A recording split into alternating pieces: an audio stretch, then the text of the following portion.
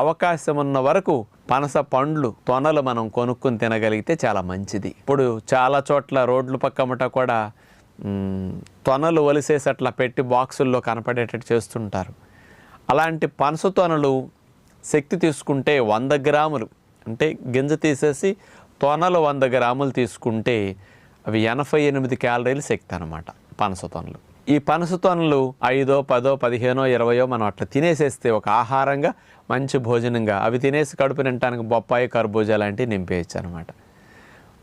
ఏదన్నా ఒక ప్రకృతి ప్రసాదించిన ఫ్రూట్ను మంచిగా తినే అదృష్టం ఉంటే మరి ఇట్లాంటి వాటికి డబ్బులు ఖర్చు పెట్టి కొనుక్కుంటే మంచిదని విజ్ఞప్తి.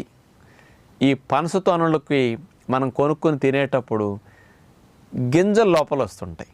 ఆ పనస గింజల్ని మనం ఎలా ఉపయోగించవచ్చు? మీరందరూ తెలియక పారేస్తూ ఉంటారు. దీన్ని పారేయకుండా పనస గింజల్ని ఎట్లా చేసుకోవచ్చు అంటే కాల్చి తింటే